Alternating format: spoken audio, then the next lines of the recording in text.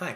As we begin work on Project 1, the Job Application Materials Project, I wanted to give you a little bit of a sense of how to read a job posting most effectively. And in order to do that, I'd like to give you some background on how job postings are written and how they should be read, and some techniques for looking at the job postings that I hope you're finding for Project 1. So, first thing that we need to cover is how, obviously, to read a job posting. In order to begin thinking about how to read a job posting, we must consider what we call the rhetorical situation of the job posting. That means how it is written based on who has information to convey and who the intended audience of that information is. And that dynamic, the message that needs to be conveyed, and the two parties, one who speaks and one who listens, that's the rhetorical situation. And what gets said and how it gets said depends on who is speaking and who is listening, and what content needs to be gotten from one to the other. So, first thing to think about with a job posting is the way that they're written, how they are done. And what I'd like to tell you about in terms of job postings comes from my experience writing job postings and hiring for companies that I worked for. Before coming to Stout, I worked for 8 years in software companies in the Silicon Valley. And I did a lot of hiring, a lot of interviewing, a lot of writing of job descriptions and reviewing of resumes.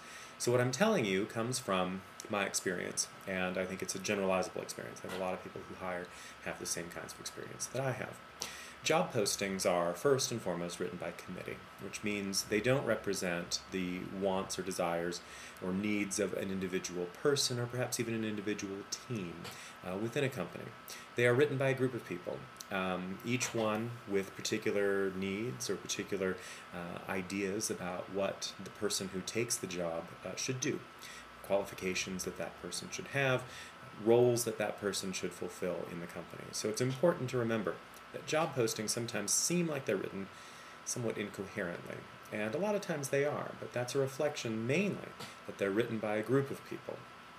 And that group, or groups of people, are essentially an internal audience. Job posting starts with a group in the company that needs something done. They write out what they'd like to get done. That goes to the group's manager or supervisor, who may make some changes based on how that person views the team working and what the needs of the team are. That person has a supervisor or a vice president or someone that that person reports to, and with each successive step, the job posting might change, reflecting different perspective on the way the group gets its work done, different perspective on the mission or goals of the company.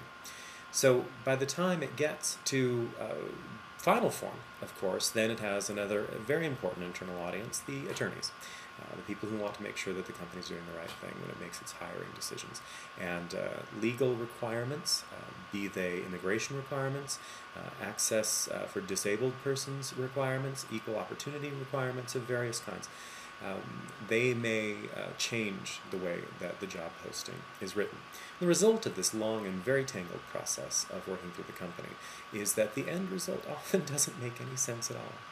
And it's very often the case that a job posting will be contradictory, that it will say things inconsistently, that it seems to be describing 3 different jobs at once. And that's often the result of this process that I've talked about, and also the fact that job postings tend to be wish lists. People will write a job posting that includes every possible thing that the person who's hired might ever be expected to do. It's a wish list, much as you would make a wish list for Santa Claus when you were younger, if that is your tradition. That everything you could possibly want, and a pony, too, if possible. You're not going to get everything on that list, and the people who hire know that they're not going to find a candidate with everything on their list. So that's another thing to keep in mind as you look at the job postings for this class. So as you look at job postings, it's important to ask yourself several questions. I have 3 questions for you to think about as you review job postings. First is, what's first? What gets listed first in the job posting? Pay most attention to the things that are listed higher up in the job posting because they represent the true top priorities. Everyone knows they're going to lead with the things that they really want the most to get in a candidate. So ask yourself, what's first? What do they say first about the job? The second thing to look at is what's repeated. if you see particular terms or particular phrases repeated over and over again in the job posting, pay particular attention to those, whether that's customer service or team orientation or works independently. Whatever those are, if they're repeated, it means they are more important than the other things that are just said once. And so what's first, what's repeated, the final thing you need to look at is what's core to the company, to the organization. Every company makes hiring decisions based on how they think someone they hire will contribute to the overall goals or mission of the company or organization. And if you can find what the connections are between the job you're applying for and what those overall goals are, then you can make a stronger application. You can get a better sense of what they're really looking for in a job. So, what's first? What's repeated? What's core? If you can find those three things in a job posting, then you'll know how to go about responding. Let's take a look at an example of this. And I just pulled a job posting at random from monster.com. It happens to be an assistant manager position for Quick Trip. And this is the one that I found because it was simple and it was fairly straightforward. So I just went to monster.com, I put in store manager, and this was one of the jobs that came up. So it's a fairly brief description, and that's why I wanted to work with it. And I want to pull out from it the actual description of the position and what they're looking for so that we can take a more detailed look at what's going on in this description.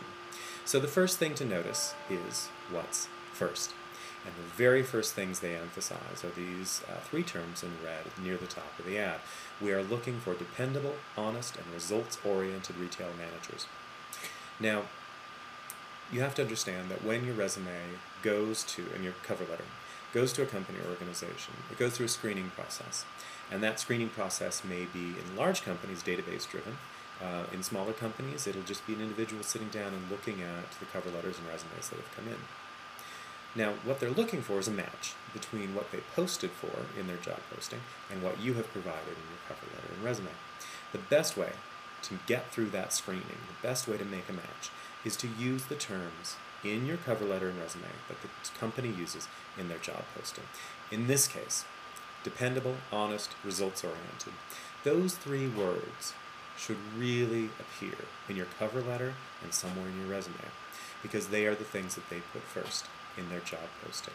So again, if you simply use those words, you have a better chance of getting your resume through the screening process than would a resume or cover letter that did not use those words. So, dependable, honest, results-oriented. Try to get those into your cover letter and resume for this job. Next thing to look at is when they get to discussing the actual responsibilities, what again do they lead with? Your top priority. Now this is wonderful. Not every company will tell you what your top priority is. Your top priority is to ensure that excellent customer service standards are met. So if you don't, in your cover letter and resume, talk about your excellent customer service standards, or jobs in which you have upheld excellent customer service standards, then you're not going to make it through the screening process.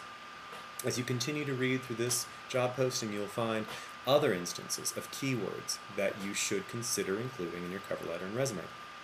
Profitability, positive store atmosphere, fast-paced environment, safety conscious, excellent interpersonal and communication skills, leadership. These are words that you should consider including in your materials, and there's a bunch of them towards the end.